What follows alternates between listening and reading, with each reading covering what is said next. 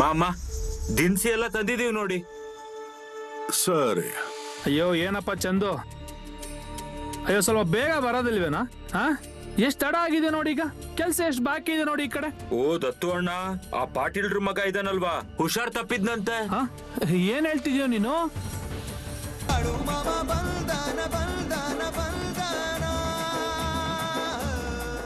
ಏನ್ ಹೇಳ್ತಾ ಇದ್ದೀರಾ ಮಾಮ? ಮತ್ತಿನೇನು, ನೀನ್ ಅದನ್ನ ಅಲ್ಲಿಗೆ ತಗೊಂಡು ಹೋಗ್ತಾ ಇದ್ದ ಹಾಗೆ ಪೊಲೀಸರು ನಿನ್ನ ಹಿಡಿತಾರ ನೋಡು. ನಿನ್ ಗೊತ್ತಿಲ್ವಾ ನೀನ್ ತಗೊಂಡು ಹೋಗ್ತಾ ಇರೋದ್ರಲ್ಲಿ ಏನಿದೆ ಅಂತ? ಇಲ್ಲ ಮಾಮ. ಅಯ್ಯೋ ಪ್ರತಾಪ್ ದರೋಡೆಕೋರರು ಲೂಟಿ ಮಾಡಿರೋ ಒಡವೆ ಇದೆ ಅದರಲ್ಲಿ.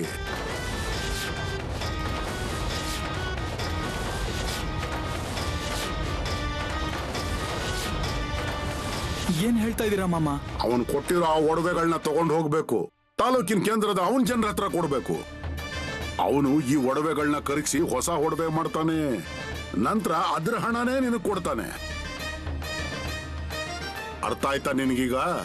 ಮಾಮ ಈಗೇನ್ ಮಾಡ್ಲಿ ನಾನು? ನಾನ್ ಅಂದ್ಕೊಂಡಿದ್ದೆ ಕೆಲ್ಸ ಸಿಕ್ತು ಅಂತ, ಎಲ್ಲ ಸರಿ ಹೋಗುತ್ತೆ ಅಂತ. ನನ್ನ ಪ್ರಕಾರ ಬದುಕಿ ಉಳಿದೆ ನೀನು. ಆ ಕಡೆ ಪೊಲೀಸ್ ಕಾಯ್ತಾ ಕೂತಿದ್ದಾರೆ, ಅವನ್ ಜನರ ಹತ್ರ ಯಾರು ಬರ್ತಾರೆ ಯಾರು ಹೋಗ್ತಾರೆ ನೋಡ್ತಿದ್ದಾರೆ. ಪೊಲೀಸರು ನೀನಲ್ಲಿ ಹೋಗ್ತಿದ್ದಾಗೆ ಕೂಡ್ಲೆ ಹಿಡ್ಕೊಂಡ್ಬಿಡ್ತಾರೆ ನಿನ್ನ. ನಾನು ಹೇಳಿದ್ ಸುಳ್ಳು ಅಂತ ಅನ್ಸಿದ್ರೆ ಅದನ್ನ ಬಿಚ್ಚು ನೋಡು.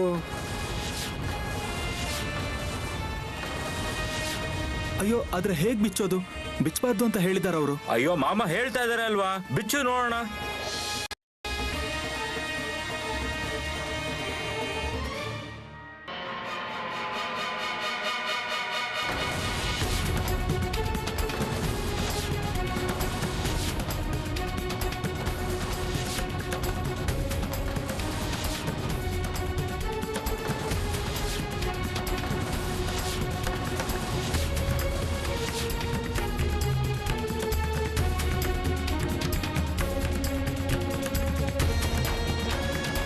ಮಾಮ ಈಗೇನ್ ಮಾಡ್ಲಿ? ಈಗ ಒಂದ್ ಕೆಲಸ ಮಾಡು, ಅದನ್ನೆಲ್ಲ ತಗೊಂಡು ಹೋಗಿ ಆ ಪಾಟೀಲ್ಗೆ ಕೊಡು. ಅವನಿಗೆ ಹೇಳು, ನೋಡಪ್ಪ ನಾನ್ ನಿನ್ನ ಕೆಲಸ ಮಾಡಕ್ಕಾಗಲ್ಲ ಅಂತ, ನನಗೆ ಈ ಕೆಲಸ ಬೇಡ ಅನ್ನು. ಮಾಮ ನೀವೇ ನನ್ನ ಪಾರ್ ಮಾಡಿದ್ರಿ. ಅದನ್ನ ಆಮೇಲೆ ನೋಡೋಣ, ನಾವು ಸದ್ಯಕ್ಕೆ ಇಷ್ಟು ಕೆಲಸ ಮಾಡು. ಚಿಕ್ಕ ಯಜಮಾನ್ರೆ, ಚಿಕ್ಕ ಯಜಮಾನ್ರೆ, ಓ ಚಿಕ್ಕ ಯಜಮಾನ್ರೆ. ನೀನು ಅದು ಇಲ್ಲಿ? ಹೌದು ಯಜಮಾನ್ರೆ. ಏನ್ ಹೌದು ಅಂತಿದ್ಯಾ? ನಿಂಗೆ ಹೇಳಿದ್ದೆ ಅಲ್ವಾ ಕೊಲ್ಲಾಪುರಕ್ಕೆ ಹೋಗು ಅಂತ. ಯಜಮಾನ್ರೆ ನಾನ್ ನಿಮ್ ಜೊತೆ ಸ್ವಲ್ಪ ಮಾತಾಡ್ಬೇಕು. ಓ ಹಾಗಾ? ಹೇ ಏನ್ರಪ್ಪ, ನೀವ್ ಹೋಗಿ ನಿಮ್ ಕೆಲ್ಸಕ್ಕೆ, ಆಮೇಲೆ ಮಾತಾಡೋಣ ಅಂತೆ.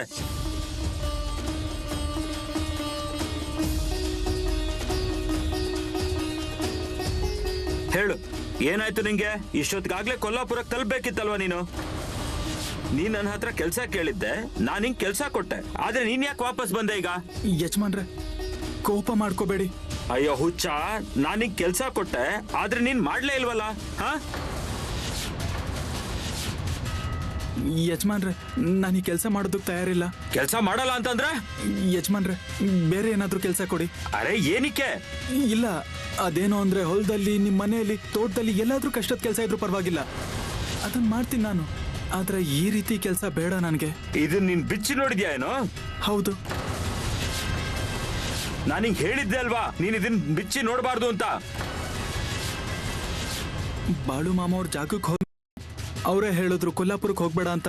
ಆಗಿದೆಲ್ಲ ಗೊತ್ತಾಯ್ತು ನನ್ಗೆ. ಮೊದ್ಲು ಆ ಬಾಳು ಮಾಮ ನೋಡ್ಕೋತೀನಿ, ಆಮೇಲೆ ನಿನ್ ನೋಡ್ಕೋತೀನಿ. ಚೆನ್ನಾಗಿ ನೆನ್ಪಿಟ್ಕೋ. ಯಜಮಾನ್ರೆ ಅಯ್ಯೋ ದಯವಿಟ್ಟು ನನ್ ಮಾತು ಕೇಳಿ. ಹೊರಡು ಇಲ್ಲಿಂದ. ನಾನ್ ಯಾಕೆ ನಿನ್ ಮಾತು ಕೇಳ್ಬೇಕು? ನೀನ್ ಯಾವ ದೊಡ್ಡ ದೊಣ್ಣೆನ ಇಟ್ಕ ನನ್ಗೆ ಹೇಳೋದಿಕ್ಕೆ? ತಿರ್ಗಾ ನನ್ನ ಮನೆ ಕಡೆ ಕಾಲಿಡಬಾರ್ದು, ಇಲ್ಲ ಅಂದ್ರೆ ನನ್ನಷ್ಟು ಕೆಟ್ಟವ್ರು ಯಾರು ಇರಲ್ಲ. ಹೊರಡು ಇಲ್ಲಿಂದ. ಸರಿ ಯಜಮಾನ್ರೆ. ಮತ್ತೆ ಇದ್ರ ಬಗ್ಗೆ ಯಾರಿಗಾರು ಏನಾರು ಹೇಳಿದ್ರೆ ನಿನ್ ಪ್ರಾಣ ಸಹಿತ ಉಳ್ಸಲ್ಲ. ಇಲ್ಲ ಯಜಮಾನ್ರೆ, ಇದ್ರ ಬಗ್ಗೆ ಯಾರಿಗೂ ಏನು ಹೇಳಲ್ಲ ನಾನು. ನಡಿ ಹೊರಡು. ಇವನ್ನ ಮತ್ತೆ ಆ ಬಾಳು ಮಾಮನ್ ಒಂದ್ಸರಿ ನೋಡ್ಕೊಳ್ಳೇಬೇಕು. ಪ್ರತಿಯೊಂದು ವಿಷಯದಲ್ಲೂ ಮೂಗ್ ತೋರಿಸ್ತಾರೆ, ಏನೋ ಇವ್ರದೇ ಅಧಿಕಾರ ಅಂತ. ಮನುಷ್ಯನಿಗೆ ಗೊತ್ತಿರಲ್ಲ ಅವನ ಜೀವನದಲ್ಲಿ ಮುಂದೆ ಏನಾಗೋದಿದೆ ಅಂತ, ಆದ್ರೆ ಎಲ್ಲಾನು ಮೊದಲೇ ಬರ್ದಿರುತ್ತೆ. ಆ ಭಗವಂತ ನಿಮಗೋಸ್ಕರ ಅದಕ್ಕೆ ಮಾಡ್ತಾನೆ ಯಾವುದು ನಿಮ್ಗೆ ಒಳ್ಳೆಯದು.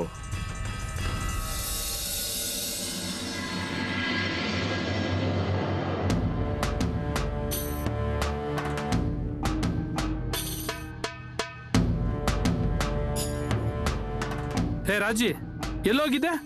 ಎಷ್ಟೊತ್ತಿನ ನಿನ್ಗಾಗಿ ದಾರಿ ನೋಡ್ತಾ ಇದ್ದೀನಿ ನಾನು. ಎಲ್ಲೂ ಇಲ್ಲ. ಹಾಗಾದ್ರೆ ಎಷ್ಟೊತ್ತು ಎಲ್ಲೋಗಿದ್ದೆ? ಹಾಗೆ ಸುಮ್ನೆ ಹೋಗಿದ್ದೆ. ಈಗ ನಿಜ ಹೇಳ್ತೋ ಇಲ್ವೋ, ಸುಳ್ಳು ಹೇಳ್ಬೇಡ. ಹೋಗಿದ್ದೆ ನಾನು ಬಾಳು ಮಾಮ ಅವ್ರ ಹತ್ರ. ಬಾಳು ಮಾಮ? ಯಾರು ಬಾಳು ಮಾಮ? ಊರಿನಾಚೆ ಬಿಡಾರ ಹೊಡಿತಾರಲ್ಲ ಅವರ? ಹೌದು. ನನಗೆ ಹೇಳ್ದೆ ಹೋದ್ಯಾ ನೀನ್ ಅಲ್ಲಿಗೆ? ಏನಕ್ಕೆ ಅಲ್ಲಿಗೆ ಹೋಗಿದ್ದೆ ನೀನು? ಅಯ್ಯೋ ಮಗಳೇ, ಯಾವ ಕಾರಣಕ್ಕೆ ಹೋಗಿದ್ದೆ ಅಲ್ಲಿಗೆ ನೀನು? ಅದು ಅವ್ರ ಹತ್ರ ಏನೋ ಕೇಳೋದಕ್ ಹೋಗಿದ್ದೆ. ಏನು? ನನ್ ಮದ್ವೆ ಯಾರ ಜೊತೆ ಆಗುತ್ತೆ ಅಂತ ಕೇಳಕ್ ಹೋಗಿದ್ದೆ. ಏನಮ್ಮ, ತುಂಬಾ ದೊಡ್ಡವಳಾಗಿದ್ಯಾ ಏನೋ? ಅಯ್ಯೋ ಅಪ್ಪ, ಬಾಳು ಮಾಮ ಅಂದ್ರೆ ಸಾಕ್ಷಾತ್ ದೇವ್ರು. ತುಂಬಾ ಜನ ಹೋಗ್ತಾರೆ ಅವ್ರ ಹತ್ರ, ಅದಕ್ಕೆ ನಾನು ಕೂಡ ಹೋಗಿದ್ದೆ. ಅಯ್ಯೋ, ನನಗೆ ಹೇಳೋದಕ್ಕೆ ಏನ್ ತೊಂದರೆ ಆಗಿತ್ತು ನಿನ್ಗೆ? ನಾನ್ ಏನ್ ಅನ್ಕೊಂಡಿದ್ದೆ ಅಂದ್ರೆ ನೀವು ನನಗ್ ಹೋಗಕ್ ಬಿಡಲ್ಲ ಅಂತ. ನೀನ್ ಸ್ವಲ್ಪ ಅತಿಯಾಗಿ ಆಡ್ತಾ ಇದ್ಯಾ? ಏನ್ ಹೇಳಿದ್ರು ಮಾಮ ಅವರು? ಏನ್ ಹೇಳ್ಬೇಕಿತ್ತೋ ಅದನ್ನೇ ಹೇಳಿದ್ದಾರೆ. ಏನ?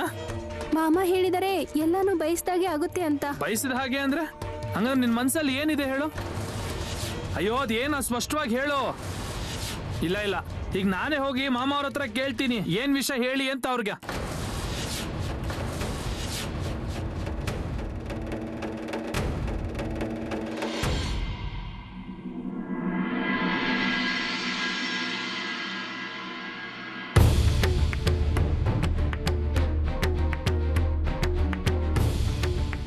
ಅಕ್ಕ, ಏನು? ನಿನ್ಗೆ ಒಂದ್ ವಿಷಯ ಹೇಳ್ಬೇಕಿತ್ತು. ಹಾ ಹೇಳು. ನಾನಿವತ್ತು ಬಾಳು ಮಾಮನ್ ಬಿಡಾರಕ್ ಹೋಗಿದ್ದೆ ಬೆಳಗ್ಗೆ. ಯಾಕೆ? ಹಾಗೆ ಸುಮ್ನೆ ಹೋಗಿದ್ದೆ. ಆದ್ರೆ ಅಲ್ಲಿ ಬೇರೇನೋ ಕೇಳ್ಪಟ್ಟೆ ನಾನು. ಹೀಗ್ ಒಗ್ಟಾಗಿ ಯಾಕೆ ಹೇಳ್ತೀಯಾ? ನೇರವಾಗಿ ಹೇಳು ಅದೇನು ಅಂತ. ಹೇಗ್ ಹೇಳೋದು ಅಂತ ಗೊತ್ತಾಗ್ತಿಲ್ಲ. ಮತ್ತದೇನು? ಅದು ನಾನು ಅವ್ರನ್ನ ಕೇಳಕ್ ಹೋಗಿದ್ದೆ, ನಮ್ಮ ಅಕ್ಕನ ಮಗಳ ಮದ್ವೆನ ಪ್ರತಾಪ್ ಜೊತೆ ಮಾಡ್ಸೋಣ ಅಂತ. ಎಲ್ಲ ಒಳ್ಳೇದಾಗ್ತಿತ್ತಲ್ವಾ? ಆದ್ರೆ ಬಾಳು ಮಾಮ ಹೇಳಿದ್ರು ನನ್ನ ಅಕ್ಕನ ಮಗಳ ಮದ್ವೆ ಪ್ರತಾಪ್ ಜೊತೆ ಆಗಲ್ಲ ಅಂತ. ಇದನ್ ಯಾವಾಗ ತೀರ್ಮಾನ ಮಾಡ್ದೆ ನೀನು? ತೀರ್ಮಾನ ಮಾಡಿಲ್ಲ, ಆದ್ರೆ ತುಂಬಾ ಅನ್ನಿಸ್ತಿತ್ತು. ಈಗ ನಾನು ಏನ್ ಹೇಳ್ತೀನಿ ಅದು ಕೇಳಿಸ್ಕೊಳ್ಳಿ. ಇಲ್ಲಿ ನೋಡು, ಹುಡುಗ ಒಳ್ಳೆಯವನು, ಅವನೇನೋ ನಿಮ್ಗೆ ತೊಂದರೆ ಕೊಡಲ್ಲ.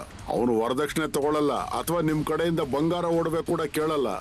ಬದಲಾಗಿ ಅವನು ನಿಮ್ಮನ್ನ ಚೆನ್ನಾಗಿ ನೋಡ್ಕೋತಾನೆ.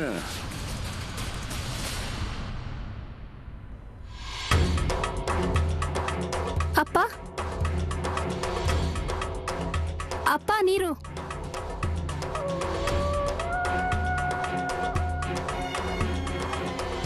ಏನಾಯ್ತು ಅಪ್ಪ? ಏನ್ ಇಷ್ಟೊಂದು ಯೋಚನೆ ಮಾಡ್ತಾ ಇದೀಯಾ? ನನ್ನ ಮಾಮ ಅವ್ರ ಹತ್ರ ಕ್ಷಮೆ ಕೇಳಿದೆ. ಮತ್ ನಾನು ಅವ್ರಿಗೆ ಹೇಳಿದೆ ನನ್ನ ಮಗಳು ಮದ್ವೆನ ಪ್ರತಾಪ್ ಜೊತೆನೆ ಮಾಡಿಸ್ತೀನಿ ಅಂತ ಹೇಳಿದೆ ನಾನು ಅವ್ರಿಗೆ. ನಿಜ ತಾನೇ? ಹೌದು. ಆದ್ರೆ ನನ್ನ ತಪ್ಪಿನ ಅರಿವಾಗಿದೆ ಈಗ. ಆದ್ರೆ ನನಗೆ ಒಂದು ವಿಷಯ ಬಗ್ಗೆ ತುಂಬಾ ಬೇಜಾರಾಗ್ತಿದೆ ನೋಡು. ನಾನು ಸುಮ್ಮನೆ ಆ ಪ್ರತಾಪನ್ ಮನೆಗೆ ಹೋಗಿ ಅವ್ರ ಜೊತೆ ಜಗಳ ಮಾಡಿದೆ. ಅವ್ರಿಗೆ ಬಾಯಿ ಬಂದಂಗೆ ಬೈದಿದ್ದೀನಿ. ಆದ್ರೆ ಪ್ರತಾಪ್ ಒಬ್ಬ ಒಳ್ಳೆ ಹುಡುಗ ನೋಡು. ಅವನು ನಿನ್ನ ಸುಖವಾಗಿ ನೋಡ್ಕೋತಾನೆ ನೋಡು.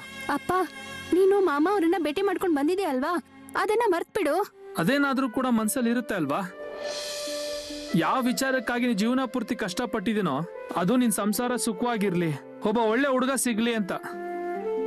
ಆದ್ರೆ ಇದೆಲ್ಲ ಏನ್ ಆಗಿದೆಯಲ್ಲ ನೋಡೋದು, ಅದೆಲ್ಲ ಕೂಡ ಮಾಮ ಅವರ ಆಶೀರ್ವಾದದಿಂದ ಆಗಿರೋದು ನೋಡು. ಅಪ್ಪ, ನೀನ್ ಅದ್ರ ಬಗ್ಗೆ ತಲೆ ಕೆಡಿಸ್ಕೋಬೇಡ. ನಿಂಗ್ ಗೊತ್ತಲ್ವಾ, ಅವ್ರ ಅದನ್ನೆಲ್ಲ ಮನ್ಸಿಗೆ ಹಾಕೊಳ್ಳಲ್ಲ.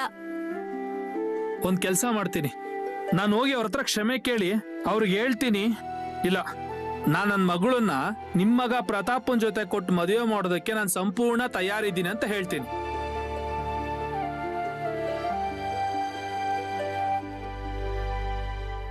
ಮಾಮ, ನೀವು ಮಾತು ಕೊಟ್ಟಿದ್ರಲ್ಲ, ಹಾಗೆ ಆಯ್ತು. ನಿಮ್ಮ ಆಶೀರ್ವಾದ ಹೀಗೆ ಇರ್ಲಿ. ಮನೇಲಿ ನನ್ ಮಾತು ಯಾರು ಕೇಳ್ತಾ ಇಲ್ಲ. ಏನ್ ಮಾಡೋದು ಅಂತ ಗೊತ್ತಾಗ್ತಾನೆ ಇಲ್ಲ.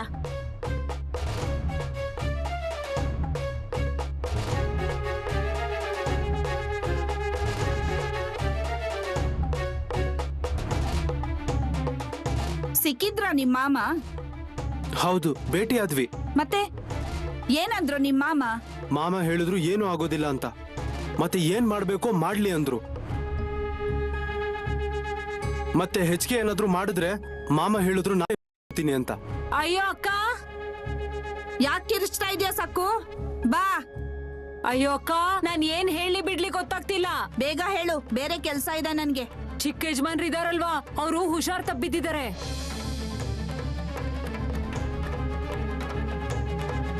ಏನು? ಹೌದಕ್ಕ, ಜ್ವರದಿಂದ ಸುಡ್ತಾ ಇದಾರ ಅವರು. ಅಯ್ಯೋ, ಏನ್ ಹೇಳ್ತಾ ಇದ್ಯಾ ನೀನು? ಹೇಳಿದೆ ಅಲ್ವಾ ನಾನು. ಏನ್ ನೋಡ್ಬೇಕು? ಏನಾದ್ರೂ ಆಗಿರ್ಬೇಕು, ಹುಷಾರಾಗುತ್ತೆ. ಯಾರಿಗೂ ಯಾವತ್ತೂ ಕಾಯಿಲೆ ಬರಲ್ವಾ? ಅಯ್ಯೋ, ಈಗ್ಲೂ ನಿನಗೆ ಯಾಕೆ ಅರ್ಥ ಆಗ್ತಿಲ್ಲ? ಅವನು ಅಷ್ಟು ಕೆಟ್ಟ ಕೆಲಸ ಮಾಡ್ತಾನೆ, ಕೆಟ್ಟದನ್ನ ಹೇಳ್ತಾನೆ. ಮಾಮ ಅವ್ರಿಗೆ ಆಡ್ಬಾರ್ದು ಮಾತಾಡ್ತಾನೆ. ಅದಕ್ಕೆ ಹೀಗೆಲ್ಲ ಆಗಿದೆ ಅವನಿಗೆ. ಅಪ್ಪ, ನನ್ಗನ್ನಿಸ್ತಾ ಇದೆ ನಾವು ಮಾಮ ಅವ್ರ ಹತ್ರ ಹೋಗಿದ್ವಲ್ಲ, ಅದಕ್ಕೆ ಮಾಮನೇ ಅವ್ರಿಗೆ ಶಿಕ್ಷೆ ಕೊಟ್ಟಿರ್ಬಹುದು. ಓ ಮಗನೇ, ಮಾಮ ಅಂದ್ರೆ ಸಾಕ್ಷಾತ್ ದೇವ್ರು. ಅವ್ರ ಲೀಲೆ ಅರ್ಥ ಮಾಡ್ಕೊಳ್ಳೋದು ಅಷ್ಟು ಸುಲಭ ಅಲ್ಲ.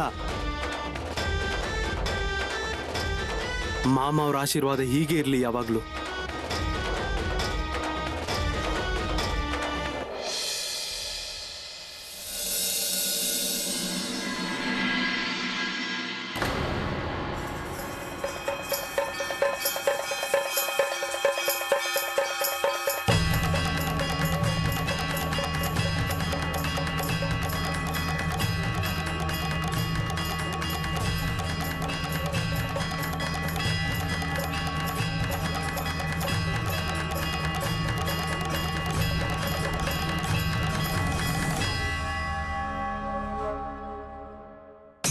ಮಾಮ, ದಿನಸಿ ಎಲ್ಲ ತಂದಿದೀವಿ ನೋಡಿ. ಸರಿ. ಅಯ್ಯೋ ಏನಪ್ಪ ಚಂದು, ಅಯ್ಯೋ ಸ್ವಲ್ಪ ಬೇಗ ಬರೋದಿಲ್ವೇನಾ? ಹಾ, ಎಷ್ಟ್ ತಡ ಆಗಿದೆ ನೋಡಿ. ಈಗ ಕೆಲ್ಸ ಎಷ್ಟ್ ಬಾಕಿ ಇದೆ ನೋಡಿ ಈ ಕಡೆ. ಓ ದತ್ತು ಅಣ್ಣ, ಆ ಪಾಟೀಲ್ರ ಮಗ ಇದಾನಲ್ವಾ, ಹುಷಾರ್ ತಪ್ಪಿದ್ನಂತೆ. ಹಾ, ಏನ್ ಹೇಳ್ತಿದ್ಯೋ ನೀನು?